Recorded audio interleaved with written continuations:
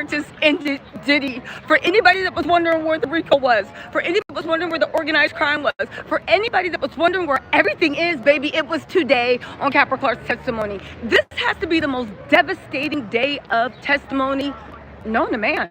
Y'all, I am not joking. Let's get into this. When I say Capricorn Clark ended Diddy, she ended Diddy. I don't know how Diddy is going to recover from this.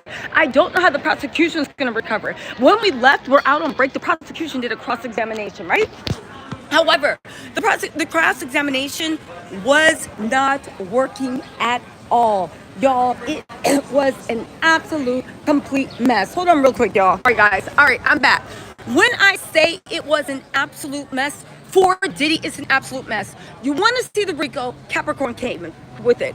You want to see what's going on, Capricorn ended Diddy. It was on a cross-examination when we left. Mark Agnifilo wasn't saying ish about, like, well, you said he was a good person. Baby, enough about the good person. I'm sure somebody says the devil's a good person. It's time for, listen, let's get into these details because I only got like a half hour. And when I say, look at these notes, right? Look at these notes. Look at these notes. When I say that Capricorn Clark did what needed to be done, now, where do we start? All right, I'm gonna try to see if I can get Capricorn Clark on the channel after this trial is over, because baby, when she told her story, everybody was listening, and the story to tell was absolutely amazing. Diddy, your career's ride is here. Diddy, that ambulance is picking up Diddy's last hope of ever walking away as a free man. Baby, we are only on week 3, and Diddy has been ended. Week 3, day 1, so this is day 10, and his whole defense is up in smoke. Y'all, let's get into this. Let's get into this, all right? Now, coming in, right? Diddy had on a black sweater. He had his hair, I don't know, I guess he got the prison barber to shape him up. It didn't look like the prison barber was his friend. It looked like he was doing like a high top Kid and Play, but a low one. I did notice that underneath his white hair, it was black, which led me to believe, were you actually... It led me to believe, like, is the gray hair real? You know what I'm saying? Tamara Yoder, thank you so much for the super chat. Okay? Now, they did have a jury expert that was reading a jury on Diddy's side watching. I think her name is Miss Morelli. We're going to get into that. That was Diddy. That's her, Holly, his PR person. She is very good at what she does, but Holly can't fix a dumpster driver. That's her in the green dress going in. Holly cannot fix a dumpster driver. She is good at what she does, but Diddy, you got to give Holly some type of fabric, all right? Brian Steele was drinking from a pink water bottle. Well, I feel like he grabbed his wife or his daughter's water bottle in the midi. Diddy was I made a note that Diddy pulled Tinny Garagos' chair out for her, and I put lol. Such a gentleman. When he's not throwing baby oil at people or drop kicking someone, he's pulling chairs out like a southern gentleman. Lol. Okay, right? Now, a couple of questions. We're going to talk about who Mia is and who Jane Doe is. I don't think it's KK because whatever, but there's more. Hold on, y'all. All right. They do a little offside about DNA testing because there's a witness saying that there was partial female DNA found on Kid Cudi's car and the Molotov cocktail. We got to talk about that all later because who cares about that? Let's get into the real mess. Capricorn Clark stepped in. She sashayed into that courtroom. She had a high-waisted, long, to her feet, pinstripe pencil skirt. I said, oh, look at you. She had these burgundy pumps with, burgundy slip-ons with like these rhinestone detail. She had on a white shirt. She looked amazing. Her hair was in the central part, pulled back, and she had on some glasses. Given sexy secretary, but court appropriate, right? Zandra Roberts, thank you so much for the super chat. What's up, you guys? We are back. We're outside the courthouse. We are back. Capricorn Clark just destroyed Diddy, and I have all the notes, and you know I'm going to give y'all the dramatic reinterpretation. Diddy is not coming back from this. Okay, so get this. Capricorn Clark comes in, and she said she was born in San Fran, but she lived in LA, right? She said she came out in 1996. She started music. She was an intern at Jeff Jam Records. Y'all want a preview? She literally said that Diddy said that she was going to murk her, Kid Cudi, and Cassie. Diddy made Cassie switched places with Capricorn Clark. He kidnapped Capricorn Clark, would not release her until Cassie traded herself in. And then Capricorn Clark proceeded to see Diddy kick Cassie brutally and stomp her down for about 50 minutes. For about 50 minutes. No, 50 yards. It was a lot. It was a lot. It was a lot. Okay. So anyway, right? She started out, and that's just, listen, that's not even the whole thing. She started off in an intern for Def Jam Records. Her mom passed away. Her dad passed away. I do want to say this. I feel like Diddy is always picking someone and finding their inner hurts, right? Summer of Sam said, where's Ray J and Busta and the rest of the support for Diddy? Diddy don't got nobody there. The only person that came there late, it looked like a few family members and Janice Combs, but Janice Combs came in there late, so I don't know. She looked like somebody made her show up. Anyway, right? Let's see. She said that she had signed on to Death Row Records. She attended college, but I don't think she finished. She had signed on for Death Row Records. She got signed. They said, how'd you get signed? She said, Suge Knight is the father of my BF, my best friend's children, right? They said she came with Diddy Bad Boy in 2004, right? From 2004 to 2012. And then again from, I think, 2016 to 2018, she worked for Capricorn. She worked for Diddy. Jody Johnson Strong, what's up? Welcome, welcome, welcome. Y'all, listen, the details get great. I'm just started off slow so we can get into the shocking stuff, right? They said in December 2011, she hit the ground running. She said, I was kidnapped. I worked for him after, and then he terminated me. So listen to this. They said that she met Diddy around 2002, more or less. She moved to New York City. She said she was always platonic friends with Diddy. She got a call from the Jennifer Group, a headhunter, right? To be saying, listen, there's a wealthy tycoon who specializes in clothing entertainment and he needs a personal assistant. She said she called Puff because she knew this girl, Janet, who I think at one time dated Diddy, but they weren't dating. They just all hung out together to be like, yo, listen, also, Capricorn Clark was held hostage, right? We're talking about Capricorn Clark, Scorpio. Alejandro Andro, people, welcome. Thank you for the super chat. And Tracy Souls, thank you for the super chat. Again, who am I talking about? Capricorn Clark. Capricorn Clark was held hostage for 5 days by Diddy while he threatened to murder her because he was missing jewelry. Hey, what's up, James? Hibiscus Rose was up for the super chat, right? Listen, Diddy, Alfie, Black Letter Law, yes, it is. The bodyguards wore BITCHs.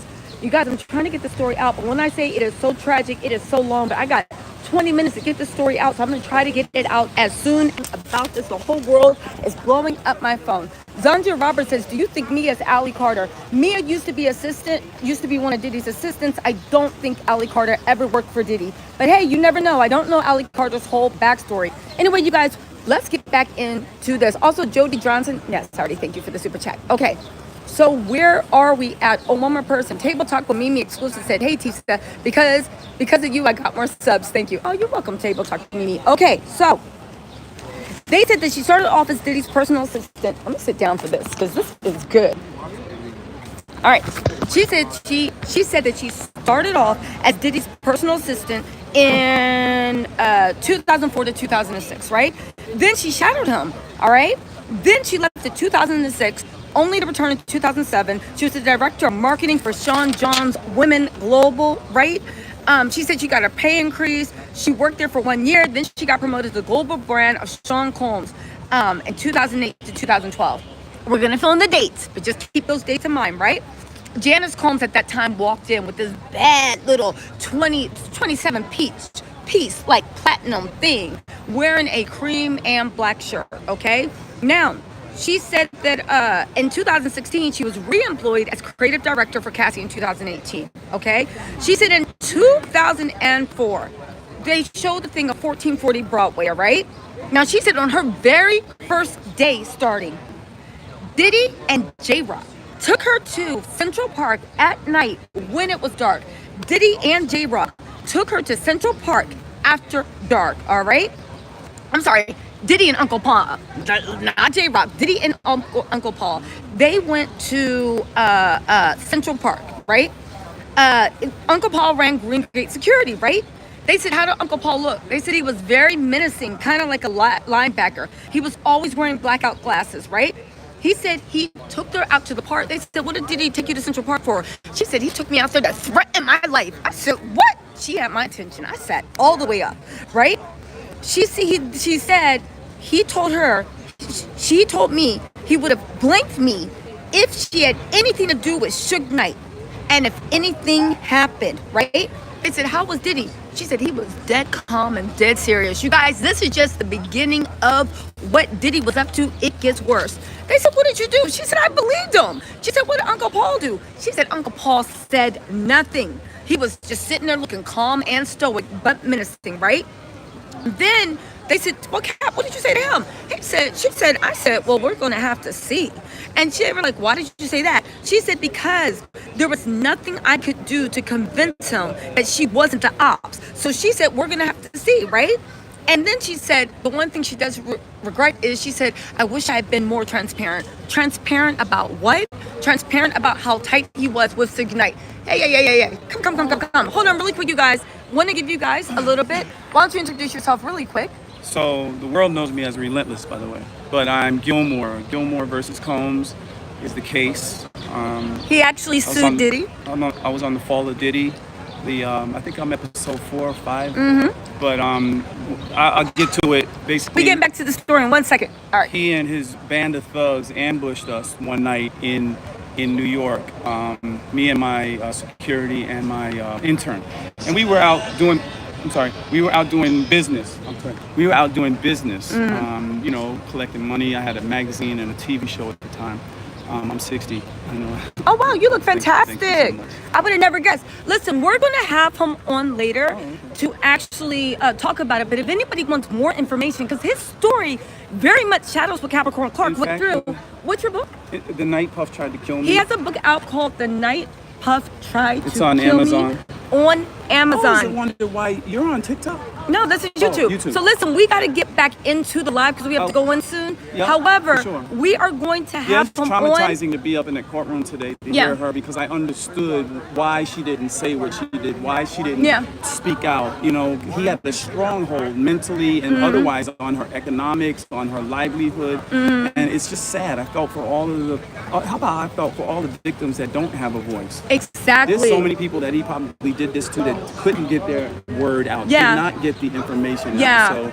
So yeah, it's sad. I just want to see redemption. Okay, definitely. Listen, you guys, we're gonna try to have him back on. Make sure you check out his book, The Night Puff Tried to K Me. Yeah, right, tried to K Me. Okay. And why don't you tell everybody really quick your socials, and then we're gonna get back into the Capricorn Clark I'm Relentless Aaron everywhere. I'm on all of the stuff. AARON. AARON. Relentless AARON. Make sure you check him out. We appreciate your work. Oh, thank you so much. Listen, the people that do the $2 donations and the $5 yeah, and the 10, but you have people that drop the $2,200 every now and then. Well, listen, we're gonna have Relentless Aaron on the channel to talk about, but make sure you go support. Thank you so much, and Aaron. It's the fall of Diddy. That's where you can see him, episode 5 or 6. Yeah, but there's so much out there. But we love you. We just all right, thank you so much, Relentless. Show up. All right, to be in person. Okay? Thank you so much. Okay, also Andrea M. Boltman said, I love you, teaching. You're doing a great job. Thank you so much. Also, Honeybee Therapy, thank you for the super chat.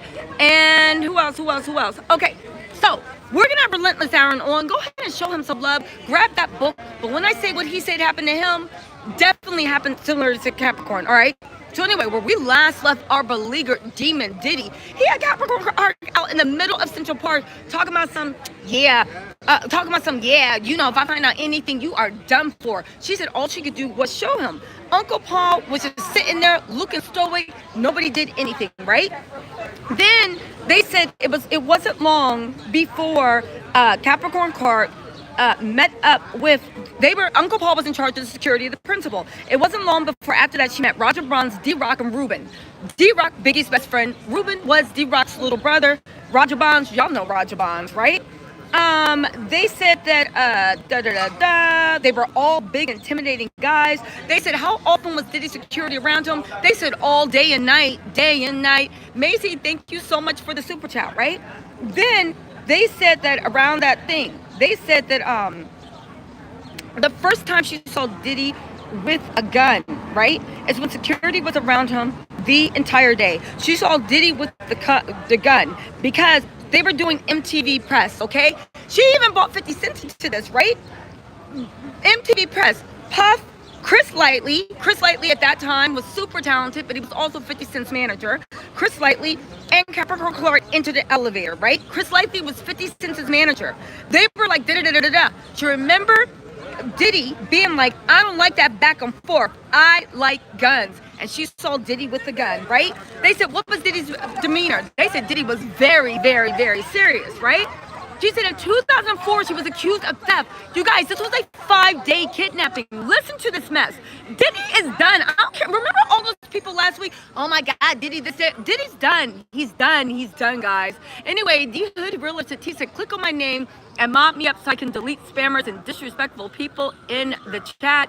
I'm trying to hold on, the Hood Riller. Also, Candy Ortiz said, hey, beautiful, you are the best. You guys, listen. Ignore the Diddy spammer.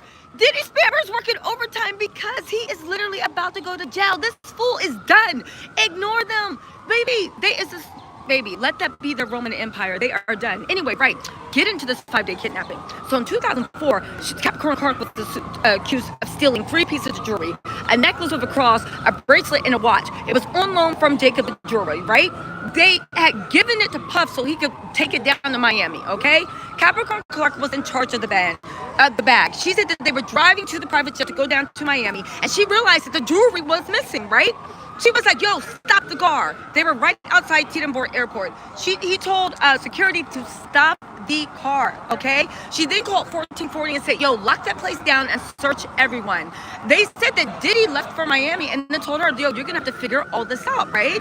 She said Capricorn Clark went back with Uncle Paulie. Capricorn Clark was in question in the office for 2 to 3 hours. She went home after that. Paul went to her home and searched her house. He then said, yo, I'm gonna be back tomorrow because we need to figure things out, right? She came into, so she said the next morning, Uncle Paulie showed up, right? Uncle Paulie showed up at her house the next day.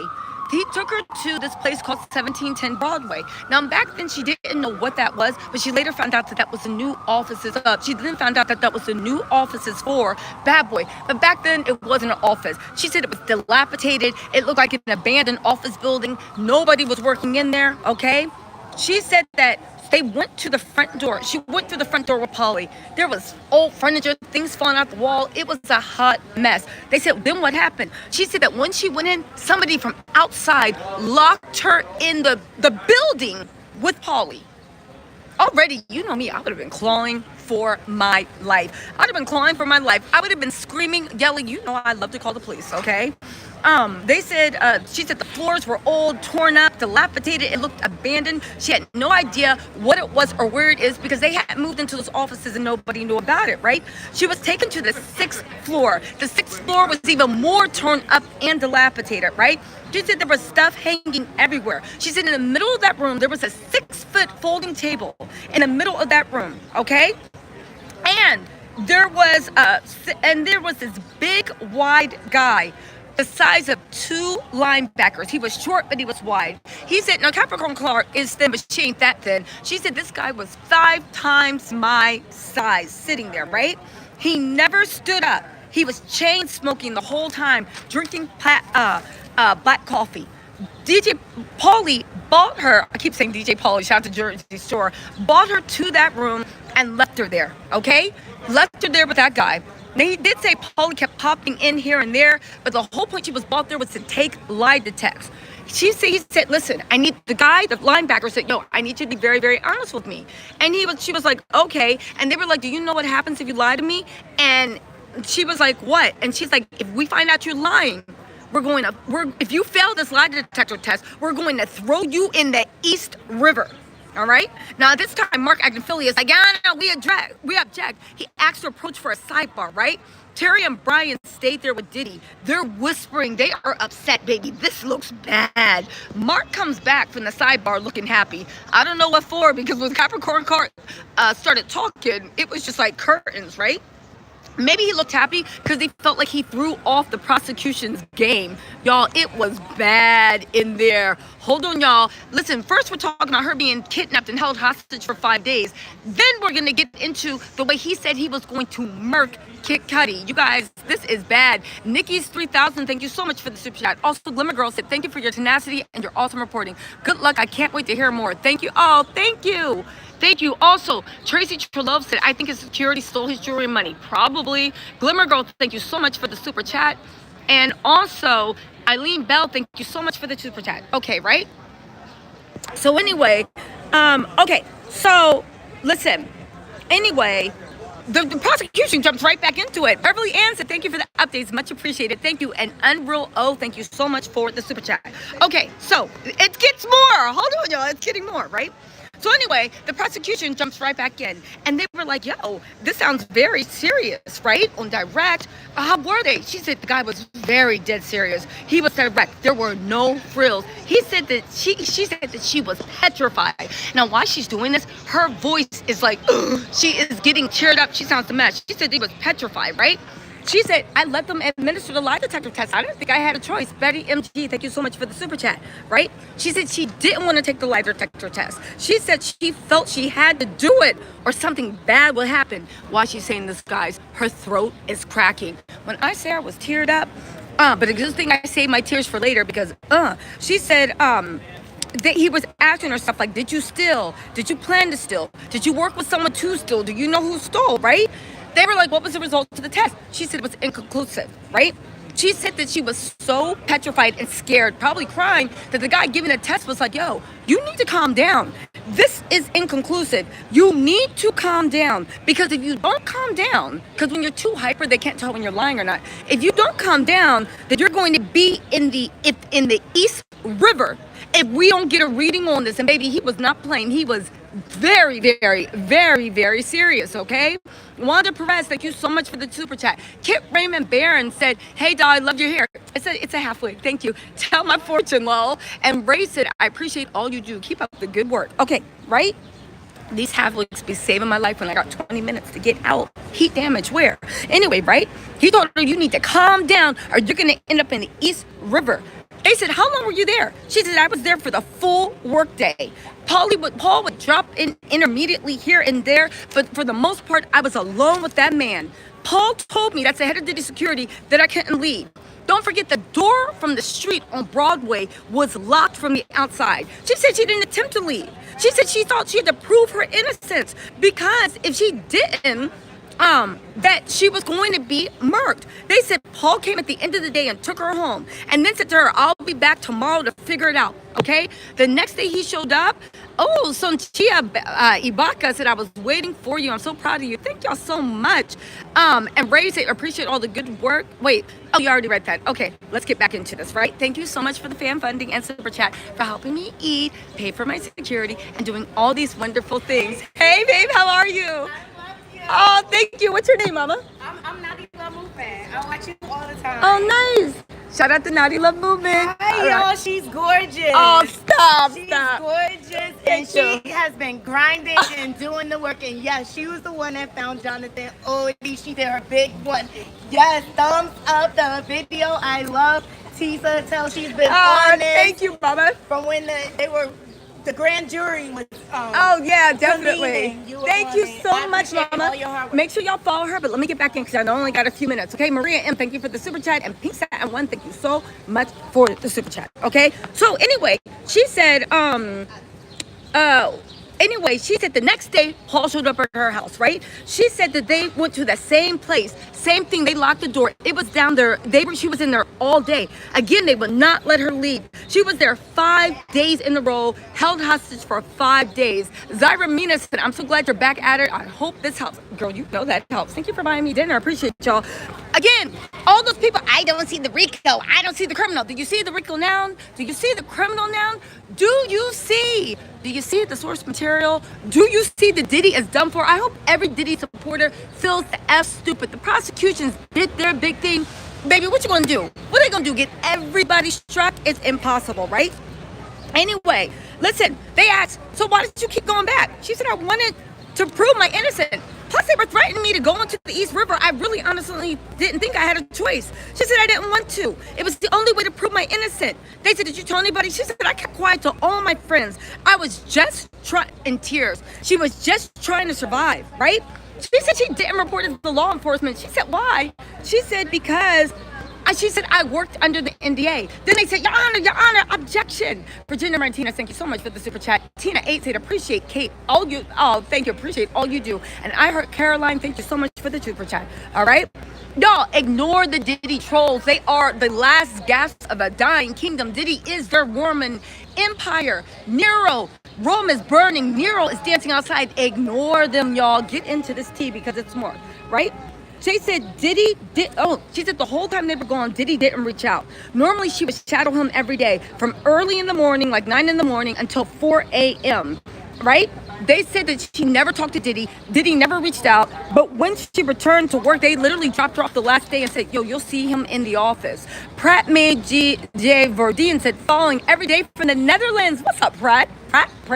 I love your work. Thank you so much. And she said Diddy never discussed the lie detector test or the missing jewelry. And she felt as if she felt they would think she stole it if she didn't go along. Diddy didn't ask where she been. Again, this goes into the point that they were doing this at Diddy's directive. Eileen Bell, thank you so much. And also Trisala, thank you so much. She said that she worked. She felt like she would lose her job and her life if she failed. She got no breaks. Oh, she also said while she was working for Diddy, she got no breaks. She got no breaks at all. She worked for got 4 hours sleep every night. She got 2 hours sleep if she was good. She worked 24/7. She met Bash, the head of HR, to complain, right? She calculated about how much she was working. She said, I complained. Bash sat down and calculated overtime. They found out that for 3 months, Diddy owed her $80K in overtime. She only got paid $65K a year. Owed $80K in overtime.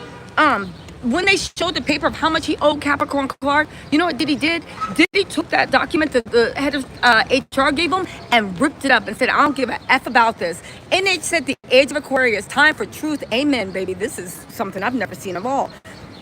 Okay, so then she said that Diddy stayed in hotels with Kim Porter. That's another thing. It sounds like Kim Porter was having freak-offs. They said that Diddy stayed in hotels with Kim Porter once a week. Her job was to pack, bring, and unpack. He would check in under Frank Black or Frank White. All his girlfriends from Cassie, Kim Porter, and a few girls would all check in under Jackie Star, right? They would either stay at the Intercontinental in Buckhead or in LA at the Beverly Hills Hotel. She said what was in the bag that she had to check in? A camera box. 100% of the time was always there, a camera kit. They took a silver record holder and repurposed it. It had 3 point-and-shoot cameras, plus another mini small candle, 50 candles, baby oil, lube, and rugs in his tote bag. He said that he was on ecstasy, right? And 100% of the time they had the rugs, right? Then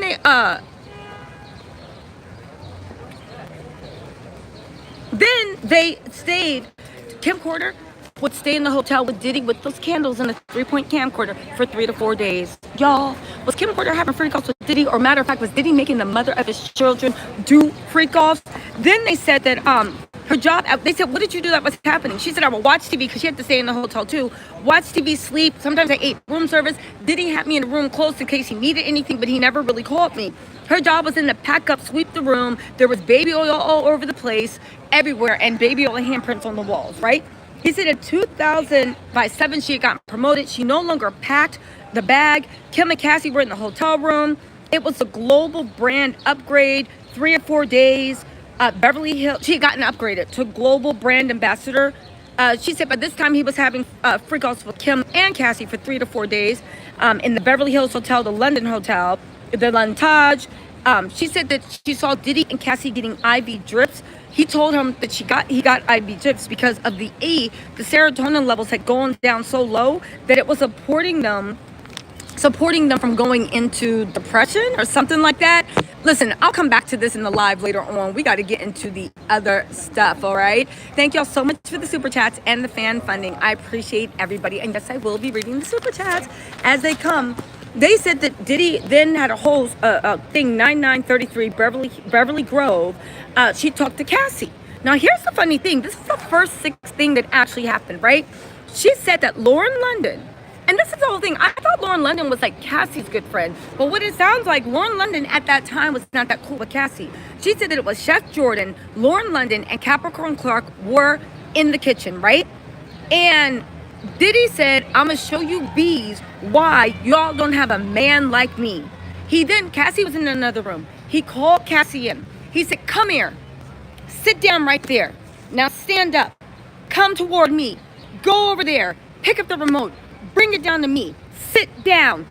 Turn around. Move back. Move forward. And ordered her around like a robot. And then told her, now get out of here. And Cassie quietly left the room, right?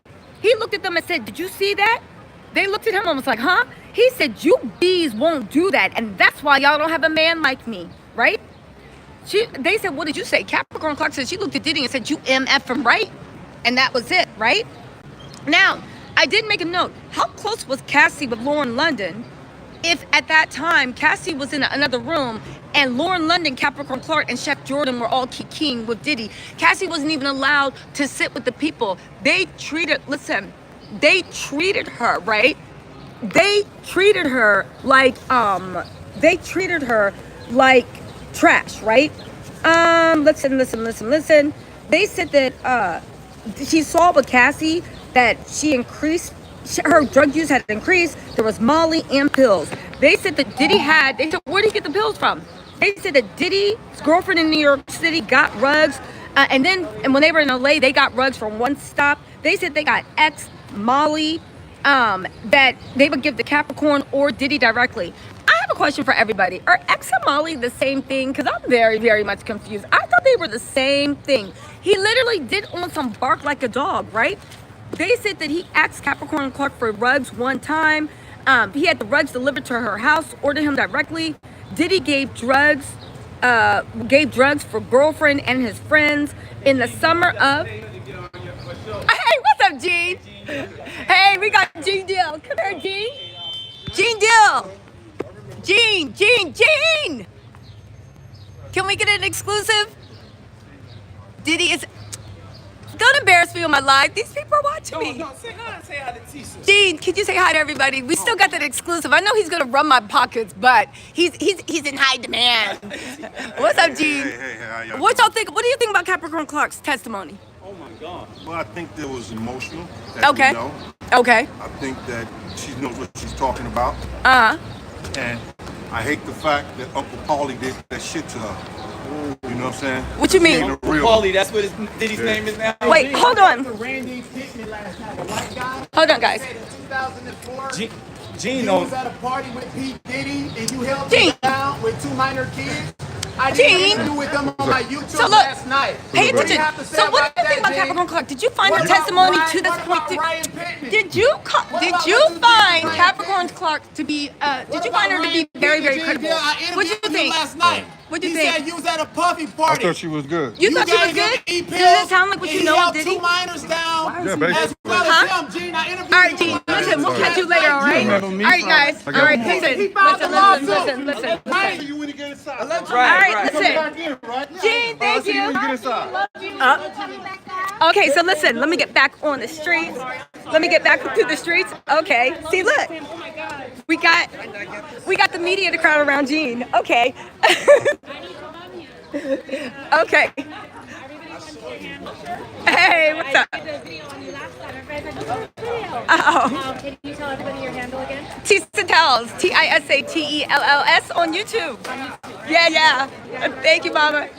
So listen. So anyway, so that was Gene Deal. Oh well, I don't think you're allowed to record me sitting. Yeah, but you have to X them because I don't know. I might get in trouble for doing this, but you know, I'm a risk taker. Okay, so listen. So we got Gene Dill. We are going to get him here for an exclusive, but you heard it here first. He said that he thought that Capricorn Clark was very, very thin. Somebody was screaming in Gene. I had to jump in his face to be like, over here, and he still was looking like he wanted to take somebody's head off. But as long as it's not mine, I don't care. Okay? So anyway, so listen. So then he was like, but listen, I'm going to reach out to you, okay? Yeah. And he had Gene's back. He jumped into action. Okay, so listen. He said that oh, so he said in the summer of 2006, he asked her to go get some Colombian dancing dust. She was like, for who? And because her mom had passed away from that. And he said, not me, ninja. I said, okay, right? Mark Agnifilian was like, Yana, can I have a sidebar? It didn't matter, right? Capricorn Clark refused until he said it's not for me, right? Then she said that she had to get him for his friend. She got coke and she got pills for him. They were both in Capricorn Clark's name. Why? Because Diddy. You mean while I'm working? Ignore it. And what you gonna do if it's a third? I was working. I got him first. What you gonna do if it's a third time? But I got him first, and then you jumped into my interview. So you should apologize to me. But I didn't say anything to you. You literally called me a hater. I didn't. Well, this is Chris on rock at this point. baby, don't try to embarrass me. I'm not. No, literally, don't play with me. No, don't play with me. It's all cool. He says gorgeous. Anyway, let me get back to my stuff. Hold on, y'all. Listen, anyway. So anyway, we were like, can you please? So anyway, he was like, can you please make sure that man stays away from me? Thank you. So anyway, he was like, 1K. That's what I mean. I don't understand. Anyway, right? Okay, so anyway, we are going to get an interview with Gene Deal. It'll be good. It'll be whatever, right? Anyway, they said amounts of so then they said that Diddy can't get any more pills. Why? Because Diddy had maxed out all the pills he could get in his name, so they had to start getting Capricorn Clark things. Then she said while they were overseas, they said that Diddy came back with 100K euros. Back then, 100K euros was like 150 US dollars. Came back with 100K euros, coming back from club bookings. They said that Diddy kept it in his house, right? Violence. She said she always saw Diddy fighting men. It was Paul and someone else, always Diddy. She said that he would always throw phones, and it would hit people, right? In the summer of 2006, she was at, let's skip over that and get to, in the summer 2006, we'll get to that in a different thing. I'll do that in a different live because whatever. But anyway, the chef, Jordan, was hating and like whatever, right? Anyway, they said that, listen, they said, let's see, hold on. Let's see, all approved, this and that, New York, LA. Hold on, I'm trying to get to the good part. Okay. So let's get to the Cassie Kid Cudi stuff. Because this is the thing, and then I have to run back in to get it, all right? All right, right. Listen, y'all, don't worry. I'm standing my ground, and I'm getting an exclusive. I don't know what's going on. Anyway, so they said that Cassie was seeing Kid Cudi, right? She bought Kid Cudi. So one day, she bought Kid Cudi to Capricorn's apartment to hang out, right? They said that Cassie Victoria even cooked. Then they said Cassie Victoria sent a text asking, Cassie sent a text to Capricorn Clark asking like, yo, can Kid Cudi come with me for a hike to Runyon Canyon? Capricorn Clark said, yo, this is a bad idea. There are too many people in Runyon Canyon. You have to go to Fryan Canyon. Anybody from LA actually knows what's going on. 777 said, you're doing great, babe. Keep up the good work. Thank y'all so much. So anyway, right? They said they was going to, she said, she told Cassie, you need to stop because the way you moving, you going to get us all killed. They said Diddy was not in the U.S. at that time. Then at the Cipriani Hotel, Diddy went to go see Cassie. Now get this, around 5:30 or 6 a.m. the next morning, she heard banging on her metal door, right? Diddy did not have keys to her apartment, even though Diddy was paying for the apartment. She saw Diddy through the peephole, right? He was pacing around. He looked furious. Through his body language, he could see that he had something in hand, right? Had something in his hand, but she couldn't see what it was. She then opened the door for him. He was upset. She said, my job was to keep him calm, cool, and to protect his image. It wasn't a good look. He was wearing a white shirt, a button-down sweater, gray slacks, white shoes, right? And then his pants were split up to the crotch so you could see his underwear. I said, was that on purpose? But you know what? Let's move on because there were bigger things at play, like murder, right? He had a gun, a bang bang in the hand. He entered holding the bang bag. He said, why didn't you tell me? She said, I don't know what you're talking about. She said, oh, you don't know about Scott? She was like, who the F is Scott? He said, you don't know Kid Cudi? And she said, oh, are you talking about Cassie's friend, right? He said, get dressed. We're going to go kill that ninja. She said, he had the bank in hand. She said, I don't want to go. He said, I don't give a F what you want to do. Go get dressed. She said he was livid. He was furious. And she could tell that he was mad at me, right? She said, I've never seen anything like it. Never seen him with a weapon. Never seen him this angry. Never saw him at the house. And the way he was acting, she knew that anything could happen. She followed his instructions. She got changed. Karen Johnson said, thank you for all your hard work. You rock. You're welcome, right? Then she walked in front. She walked in front, right? She walked in front of him while she walked to the car, right? Slay Queen said, love you, T. Say, haters gonna hate. You're doing a great job. Love from the UK. Thank you, guys. All right, and you know what, you guys? Moving forward, I will stay focused, okay? I will stay focused, right? Anyway, she walked in front, right? She walked in front of Diddy. Diddy followed behind her with the thing. Had him get in the car. He sat in the back seat where she was. Then he had a bang-bang on his lap. Ruben, what's his name's? D-Rock's little brother was the one driving, right? It was an Escalade executive class, right? She said Diddy sat next to her. Usually he's in the passenger seat. The gun is in lap. She couldn't leave the Escalade because it was all happening so quickly. There's no way she could jump out. Omanine said visiting Turkey at the mall. Oh, thank you. I would love to send you over. Turkish delight you said you like. Keep doing what you're doing, Tisa. Get that Gene interview, but stay safe. Don't worry, y'all. I will. Don't worry. Anyway, they said usually passenger, blah, blah, blah, blah. Oh, also, Matrix Scott, thank you so much for the super chat. Okay, so listen, what else happened? She said it happened quickly. She went to Kid Cudi's house, right? It was a 20-minute drive and no traffic. Diddy was sitting in the back with her. They said that, she said they took her to the house. They entered the house. She said she could have left at that time, but she didn't because he had guns. She said that she was able to see them enter the actual MFN house. She said that, the gate was open in the courtyard. She saw straight through it, right? Listen, they said, Cassie, what the F? Where are you at? Looking for Kid Cudi, right? Listen, you guys, listen. Capricorn Clark is back on the stand. I gotta go see the end of her testimony. I swear to God, I will be back out here in 1 hour. I gotta go. But when I say there is drama, we'll do part 2, the dramatic. Diddy is going to jail. There's no other way to see it. And we're gonna get an exclusive from Gene Deal, okay? I'll talk to y'all later. Gotta go get Capricorn Clark back on the stand, all right? All right, all right.